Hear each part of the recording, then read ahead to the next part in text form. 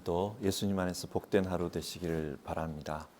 우리 사도신경으로 우리의 신앙을 고백한 후에 하나님 앞에 예배하겠습니다. 나는 전능하신 아버지 하나님 천지의 창조주를 믿습니다. 나는 그의 유일하신 아들 우리 주 예수 그리스도를 믿습니다. 그는 성령으로 잉태되어 동정녀 마리아에게서 나시고 본디오 빌라도에게 고난을 받아 십자가에 못 박혀 죽으시고 장사된 지 사흘 만에 죽은 자 가운데서 다시 살아나셨으며 하늘에 오르시어 전능하신 아버지 하나님 우편에 앉아 계시다가 거기로부터 살아있는 자와 죽은 자를 심판하러 오십니다. 나는 성령을 믿으며 거룩한 공교회와 성도의 교제와 죄를 용서받는 것과 몸의 부활과 영생을 믿습니다. 아멘. 우리 찬송가 540장입니다. 540장. 우리 1절, 2절 부르고요. 성경 말씀을 같이 보도록 하겠습니다. 540장.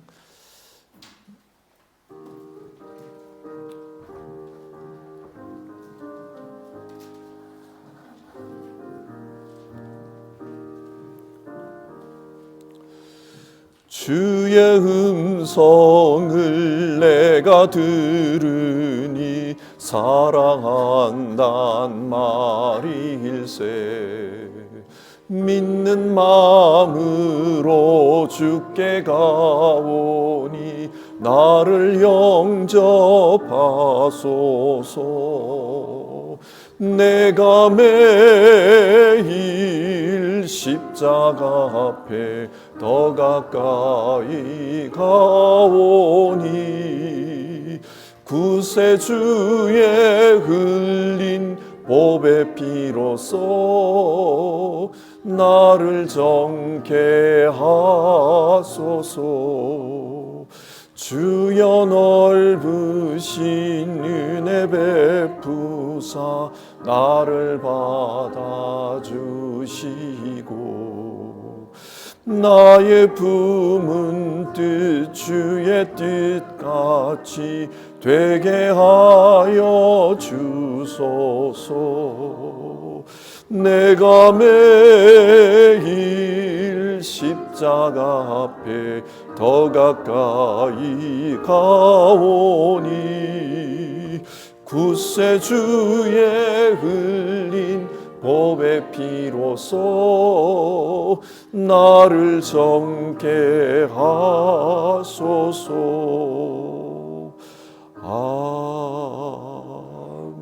아멘. 오늘 함께 살펴보실 하나님의 말씀은 누가복음 6장입니다.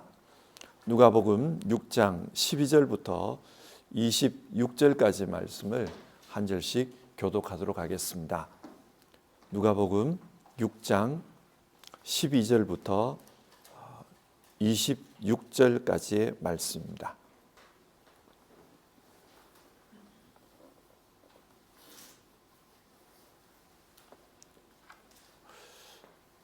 12절을 읽겠습니다.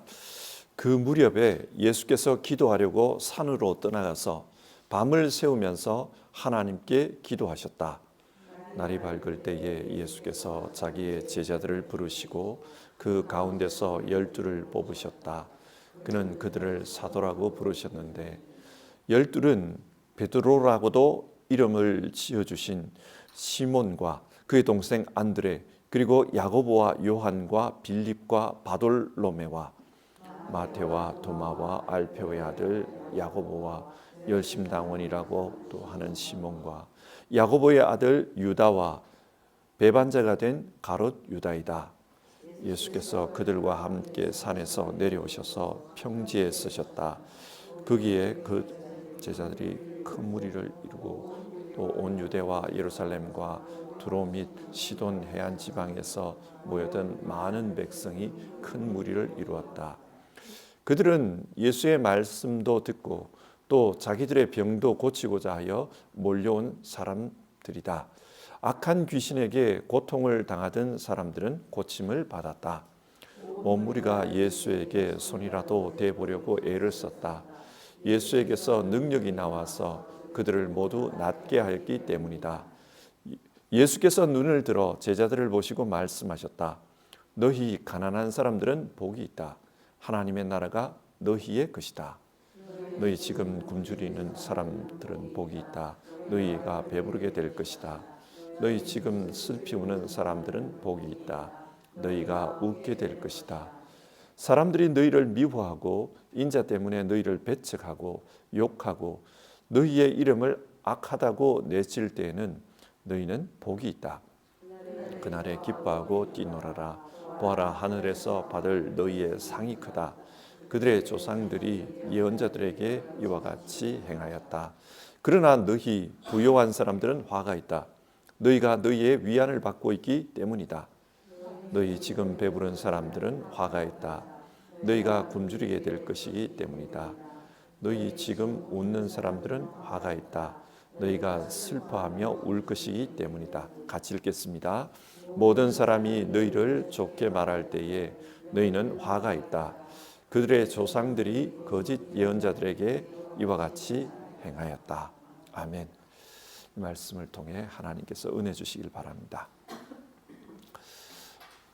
오늘 본문은 예수님께서 12사도를 불러 세우시는 장면입니다.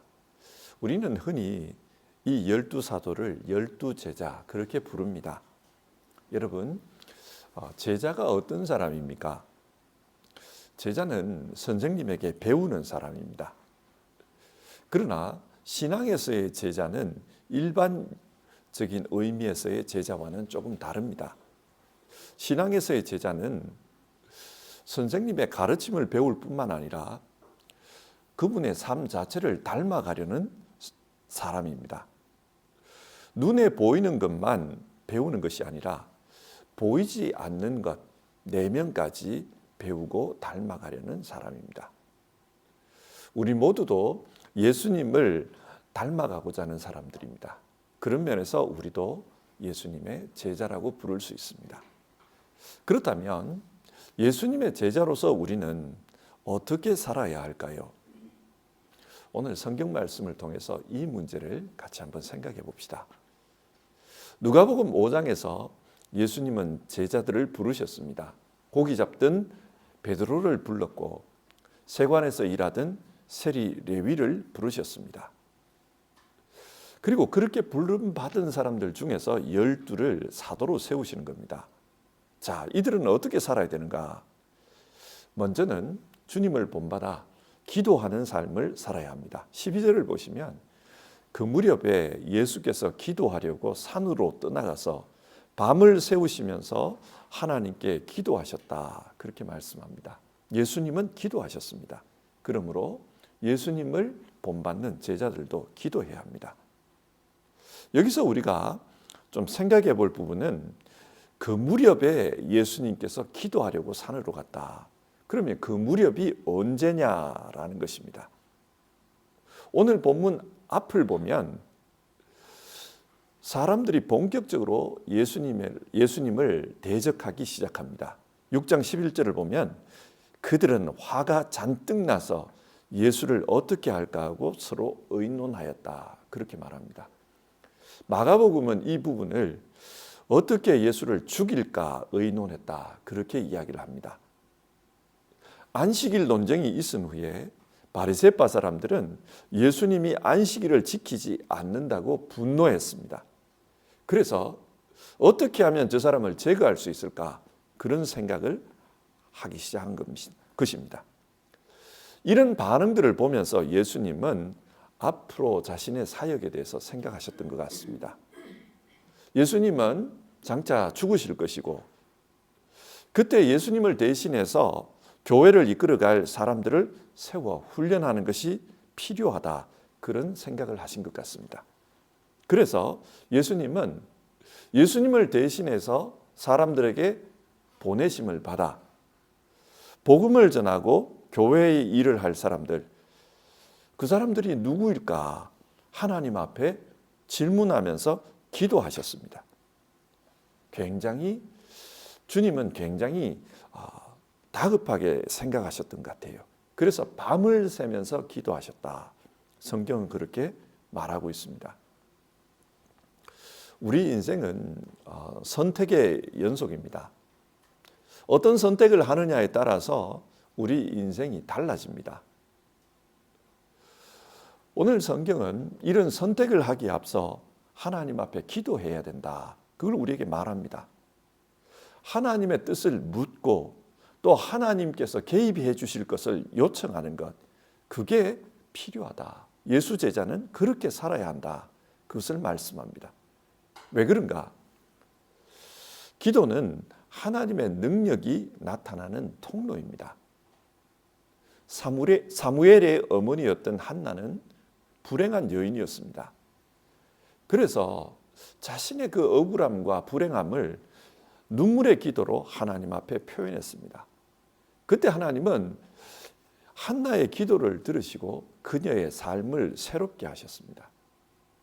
그녀 자신의 인생만 달라진 것이 아니라 아무랬던 이스라엘의 역사도 한나의 기도로 달라진 것을 우리는 보게 됩니다. 기도가 역사를 바꾼 겁니다. 예수님이 변화산에 올라가셨을 때 산 아래에 있던 제자들은 한 귀신 들린 아이를 고치기 위해서 노력했습니다. 그러나 실패했습니다. 그러자 사람들이 따지고 듭니다. 고칠 수 있다고 큰 소리 치더니 이게 뭐냐? 제자들이 굉장히 곤란해졌습니다.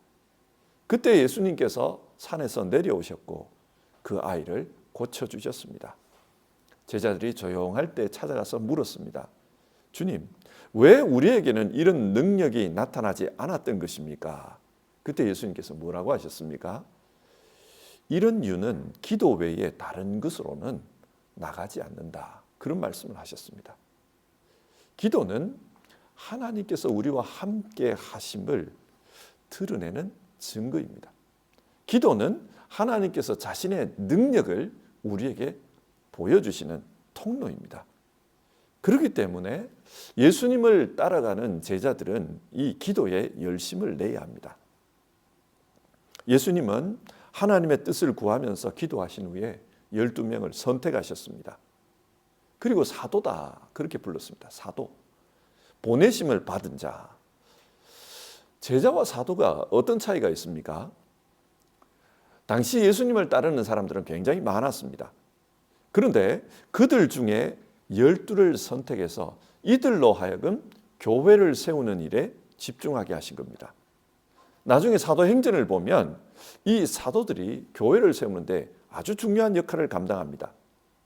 이들은 예수님과 공생애를 함께 했기 때문에 예수님이 어떤 분이었는지 또 어떤 것을 가르치셨는지 그것을 사람들에게 전하는 중요한 증인이 되었습니다. 그래서 땅끝까지 가서 예수님을 증거하는 증인으로 살다가 또 교회를 세우는 그런 일을 했습니다. 본문 14절에 16절을 보면 이들의 이름이 나오는데요. 이 이름을 보면 참 이 제자들이 다양한 분들이구나 그걸 알 수 있습니다. 로마의 앞잡이로 살았던 세리가 있었습니다. 또 이 세리와는 반대되는 열심당도 있었습니다. 이 열심당은 로마를 무찔러야 된다. 그래서 반로마 투쟁을 하던 그런 사람들이었습니다. 또 성격이 급한 사람도 있었습니다. 반대로 아주 신중한 사람이 있었습니다. 남들 앞에 나서서 앞장서기를 좋아하는 사람도 있었고 자신을 드러내기를 싫어하는 그런 사람도 있었습니다. 이 제자들은 굉장히 다양한 성격의 사람들이었습니다. 왜 예수님께서 이렇게 다양한 사람들을 불렀을까요? 예수님의 공동체 안에 들어와야 할 사람들이 다양한 사람들이기 때문입니다. 그래서 다양한 제자들을 보내 다양한 사람들에게 복음을 전하게 하시는 겁니다. 그리고 이들을 통해 이스라엘을 대신하는 새로운 하나님의 공동체가 세워지기를 원하셨던 것입니다. 자, 이 모든 일, 예수님의 입장에서는 하나님 나라를 이 땅에 세워가는 그 일, 그 중요한 일의 출발점이 기도였다는 것을 우리는 기억해야 합니다. 주님은 기도로서 일을 시작하신 겁니다. 이처럼 우리 역시도 모든 일을 함에 있어서 기도하는 사람이 되어야 된다. 성경 그걸 말합니다. 누가복음 18장에 예수님께서 기도를 가르치면서 한 비유를 들려주십니다. 과부와 재판관의 비유입니다. 어느 한 고을에 악한 재판관이 있었습니다. 이 사람은 하나님을 두려워하지 않고 사람도 무서워하지 않는 사람이었습니다. 그래서 자기가 생각할 때 중요한 사람이 아니다 싶으면은 그 사람이 뭐라 그래도 그 이야기를 듣지를 않았습니다. 그런데 그 고을에 사는 한 과부가 찾아와서 자꾸만 간청하는 것이었습니다. 내게 억울한 사연이 있으니 재판관께서 풀어주십시오. 자꾸만 간청했습니다. 하루 이틀 삶이 귀찮아졌어요. 그래서 생각을 합니다. 야, 이렇게 있다가는 매일 내가 이런 시달림을 당하겠구나. 그래서 그 과부의 소리를 들어줬다는 겁니다. 예수님은 이 비유를 말씀하시면서 하물며 하늘에 계신 너희 아버지께서 자기에게 밤낮 부르짖는 자의 소리를 듣지 않겠느냐, 그런 말씀을 하십니다. 그런데 이 말씀 말미에 이런 이야기를 하세요. 그러나 인자가 올 때에 세상에서 믿음을 찾아볼 수 있겠느냐. 무슨 말입니까? 주님께서 다시 오실 때에 하나님께서 우리의 간청을 들어주신다, 그 믿음을 가지고 기도하는 사람을 볼 수 있겠느냐, 그 말입니다. 주님께서 오실 날이 가까울수록 사람들은 하나님의 능력을 믿지 않습니다. 그리고 이 기도를 통해서, 어쩌면 인간적으로 보면 미약해 보이는 이 기도를 통해서 하나님의 능력이 역사한다는 것을 믿지 않습니다. 그러나 성경은 우리에게 말합니다. 예수님을 따르는 사람들은 부르짖는 믿음을 가져야 된다. 기도를 통해 하나님이 역사하신다. 그 믿음을 가지라고 합니다. 두 번째로, 제자는 하나님 나라의 가치관으로 사는 것이 중요하다고 말씀합니다. 예수님은 12제자를 세우신 후에 사람들을 가르치기 시작합니다. 이 가르침을 평지설교라고 부르는데요. 그렇게 부르는 이유는 17절에 예수께서 산에서 내려오셔서 제자들에게 가르치셨기 때문입니다. 이 내용을 보면요, 마태복음에 나오는 산상설교와 내용상 굉장히 비슷합니다. 그런데 조금 다른 부분이 있기는 있어요. 여기가 좀 더 단순하고 좀 더 직설적인 표현들이 나옵니다. 예수님은 이런 내용의 설교를 평소 여러 번 하셨는지, 아니면 한 번만 하셨는데 듣는 제자들이 조금씩 다르게 기억을 해서 다르게 기록한 것인지 우리는 알 길이 없습니다. 그러나 주님께서 말씀하시는 이 가르침의 내용은 분명합니다. 그 내용이 뭐냐? 하나님 나라의 가치관으로 살라는 것입니다. 20절 이하를 보시면은 복된 사람들에 대해서 이야기합니다. 누가 복된 사람인가? 가난한 자가 복되다고 합니다. 굶주린 자가 복되고 슬피 우는 자, 예수님 때문에 미움을 받고 고난을 당하는 자가 복이 있다. 그런 말씀을 합니다. 그리고 24절 이하에서는 반대로 화가 미칠 사람들에 대해서 이야기합니다. 어떤 사람에게 화가 미치는가? 부요한 자, 배부른 자, 웃고 있는 자, 칭찬 듣는 자에게 화가 있을 것이라고 합니다. 여러분, 성경이 이것 통해 무엇을 지금 말하는 것입니까? 세상 나라에서는 부자가 복됩니다. 배불리 먹고 사는 자가 복되고, 기뻐서 웃는 자가 복되고, 또 남들로부터 칭찬 들으면서 사는 그 사람이 복된 사람입니다. 하지만 하나님 나라에는 다르다는 거예요. 예를 들어서 누가복음 12장에 보면 어리석은 부자 비유가 나옵니다. 이 부자는 물질을 많이 모았습니다. 그래서 그 물질을 쌓아둘 창고가 부족했어요. 세상적으로 보면은 굉장히 복된 사람입니다. 그런데 그 비유에서 주님은 이 사람은 가난한 자라 그래요. 하나님에 대해서 가난한 자다, 어리석은 자다, 그렇게 말합니다. 하나님 나라에서는 누가 복된가? 물질적으로 복된 자인가? 하나님에 대해서 부요한 자가 복된 자인가? 가치가 다르다는 겁니다. 또 누가복음 15장에 보면 탕자의 비유가 나옵니다. 여기에 두 아들이 나오지요. 집 나간 탕자와 집에서 열심히 아버지를 도우면서 산 아들, 두 아들이 나옵니다. 인간적으로 보면 누가 착한 아들입니까? 집에서 아버지 말씀 잘 듣고 아버지를 도운 그 아들이 착한 아들입니다. 그런데 이 비유를 보면은 아버지의 사랑과 자비를 경험한 그 탕자가 오히려 복된 아들이라고 말합니다. 가치가 달라요. 누가복음 16장에는 부자와 거지 나사로의 비유가 나옵니다. 부자는 좋은 옷을 입고 늘 파티를 열면서 귀족들과 잔치를 벌였습니다.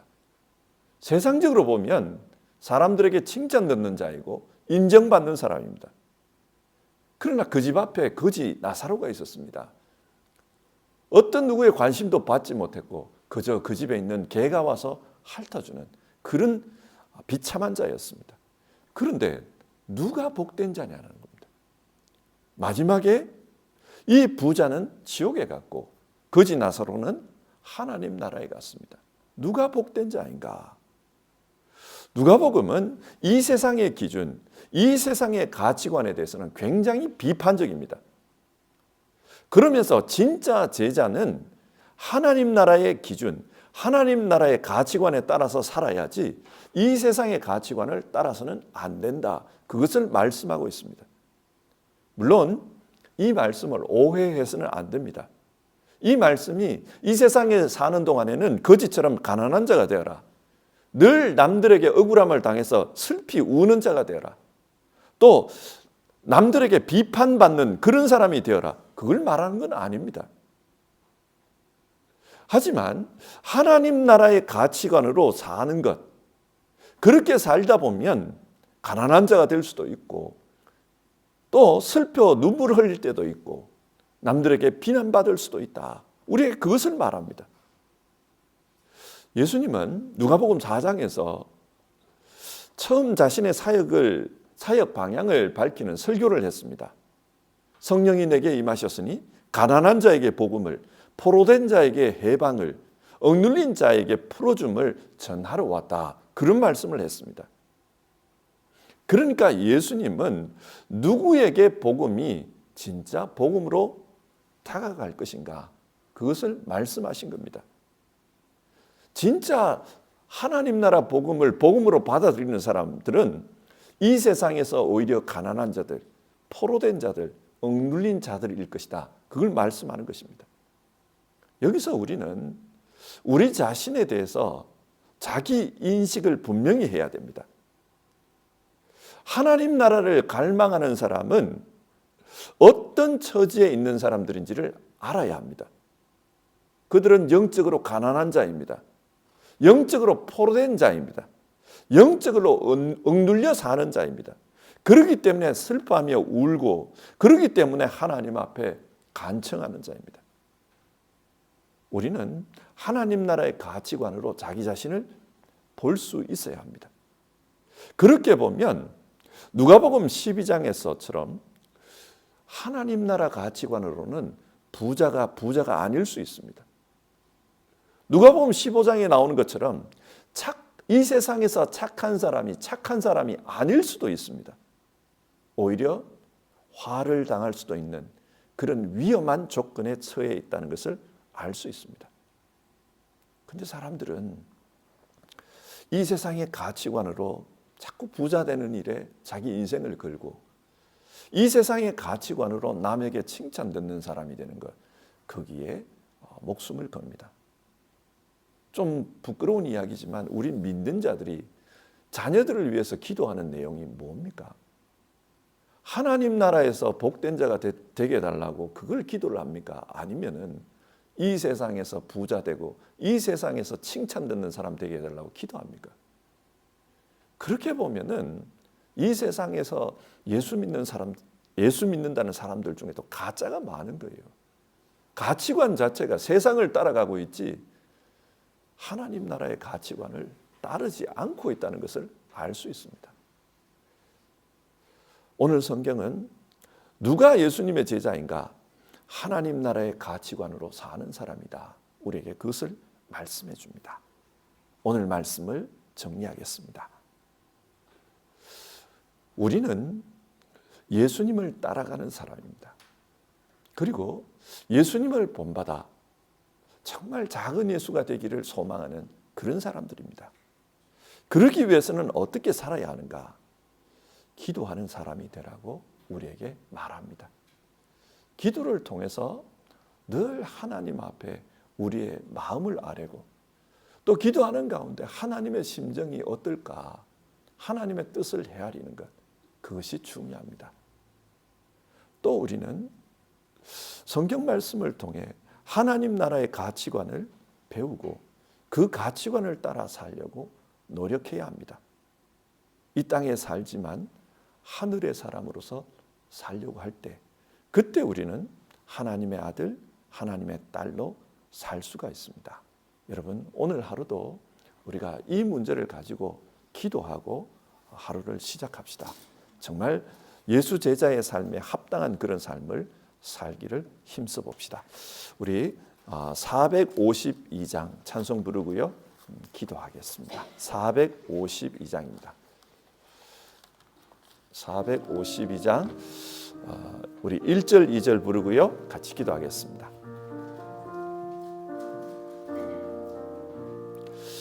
내 모든 소원 기도의 제목 예수님 닮기 원함이라.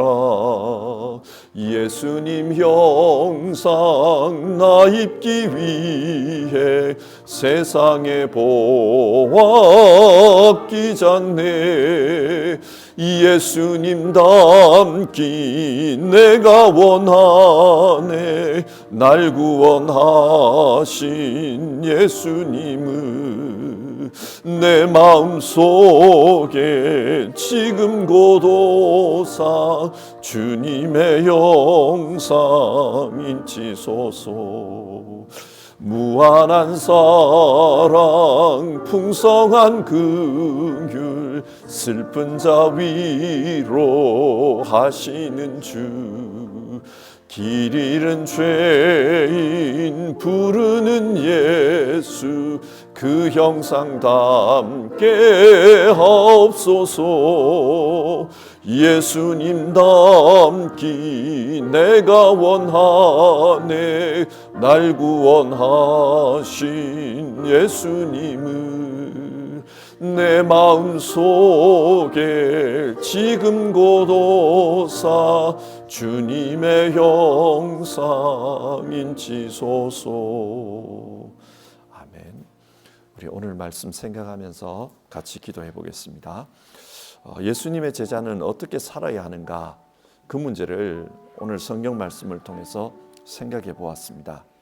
예수님의 제자는 예수님처럼 기도하는 사람이다. 그래서 그 기도를 통해 하나님의 뜻이 우리 가운데 임하고 또 그 기도를 통해 하나님의 능력이 우리를 통해 역사하는 그런 삶을 살아야 된다. 우리가 말씀 나눴습니다. 또 제자는 하나님 나라 가치관으로 사는 사람이라고 했습니다. 이 땅의 가치관으로 복된 삶이 아니라 하나님 나라 가치관으로 복된 삶을 추구하는 것이 진짜 제자다. 우리 그렇게 말씀 나눴습니다. 한 사람이 두 주인을 섬길 수 없습니다. 하나님 나라를 섬기든지 아니면 세상을 섬기든지 둘 중에 하나지 둘 다 같이 섬길 수는 없습니다. 하나님을 섬기든지 또 물질을 섬기든지 둘 중에 하나지 둘 다 섬길 수는 없습니다. 오늘 우리 같이 기도하길 바랍니다. 주님, 내가 참된 제자로 살기를 원합니다. 내가 신앙하면서 예수님 닮는 것을 내 인생의 목표로 삼고 그 예수님 섬기는 사람으로 살기를 원합니다. 주여, 주님께서 가신 길 따라가는 사람 되게 하옵소서. 늘 기도하는 사람 되게 하옵소서. 하나님 나라 가치관으로 사는 사람 되게 하옵소서. 우리 이 기도 제목으로 같이 기도하겠습니다.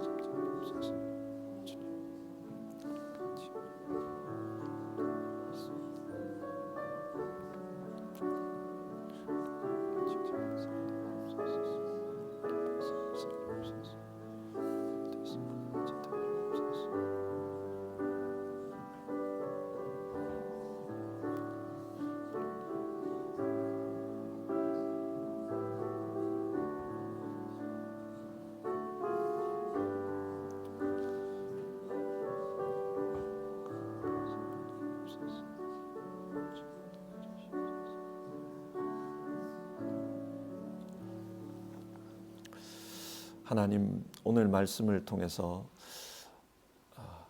예수님의 제자 된 사람들은 어떻게 살아야 되는지를 우리가 살펴보았습니다. 예수님의 제자는 예수님처럼 기도하는 삶을 살아야 된다. 예수님의 제자는 예수님이 가르치신 말씀처럼 하나님 나라의 가치관으로 살아야 된다. 우리가 그렇게 이 아침에 말씀을 나누었습니다. 우리 모두는 예수님 제자로 살아가는 것을 삶의 목표로 삼고 살아가는 사람들입니다. 오늘 말씀 가지고 우리가 성경 말씀대로 살 수 있도록 도와주시옵소서. 하나님, 우리 시대의 교회를 위해서 기도합니다. 교회가 천국 복음을 가르친다고 말하지만은, 그러나 교회 또 교인들이 기도하는 내용을 들어보면은 천국 복음이 아니라 이 세상의 복음을 따라가고 있는 것을 알 수 있습니다. 세상에서 부유한 자 되기를 원하고, 세상에서 칭찬 듣기를 원하고, 세상에서 웃으며 살기를 원하고, 세상에서 행복하기를 원하는 것, 그것이 삶의 목적인 것을 볼 때가 참 많습니다. 하나님, 진짜 우리가 믿는 자로서 우리가 정말 정신 차리고 신앙할 수 있게 도와주시옵소서. 주님, 주님의 말씀을 준엄하게 받아들이고 우리가 어디에 기준을 두고 살아야 되는지를 늘 생각할 수 있게 도와주시옵소서. 하나님, 우리가 세상을 쫓으면서 그러면서 또 천국을 소망한다고 말을 합니다. 한 입으로 두 말을 할 때가 참 많습니다. 주님, 우리의 기도가 주님 앞에 진실할 수 있게 도와주시고, 그리고 우리의 삶이 정말 하나님 보실 때 정직한 삶이 될 수 있도록 도와주시옵소서. 정말 하나님 나라의 가치관을 쫓아서 그렇게 살 수 있게 도와주시고, 하나님 나라에서 복된 자 되기 위해서 기도할 수 있게 도와주시고, 그리고 하나님 나라에서 복된 삶을 살기 위해서 자녀들을 가르치고 훈계할 수 있도록 우리를 도와주시옵소서. 그리고 하나님, 우리 교회가 교회로서 해야 될 일을 하지 세상에서 하는 일들을 하지 않게 도와주시옵소서. 교회는 천국 복음을 가르쳐야지 세상 복음을 가르치면서 사람들을 불러 모으지 않게 하여 주시옵소서. 하나님 아버지, 오늘 하루를 살면서도 정말 우리가 참된 제자로 살기를 힘쓰고 애쓰는, 정말 하나님 앞에 정말 참된 제자가 되기를 애쓰는 그런 우리 모두 될 수 있도록 도와주시옵소서. 오늘도 주님 앞에 기도하며 하루를 시작하는 모든 주의 자녀들을 주님께서 기억하시고 그 기도 가운데 임하여 주시옵소서. 그리고 그 기도를 통해서 주님 축복하시고 능력을 나타내 주시옵소서. 우리 주님 예수님 이름으로 기도드립니다. 아멘. 주기도문 하겠습니다. 하늘에 계신 우리 아버지, 아버지의 이름을 거룩하게 하시며 아버지의 나라가 오게 하시며 아버지의 뜻이 하늘에서와 같이 땅에서도 이루어지게 하소서. 오늘 우리에게 일용할 양식을 주시고 우리가 우리에게 잘못한 사람을 용서하여 준 것 같이 우리 죄를 용서하여 주시고 우리를 시험에 빠지지 않게 하시고 악에서 구하소서. 나라와 권능과 영광이 영원히 아버지의 것입니다. 아멘.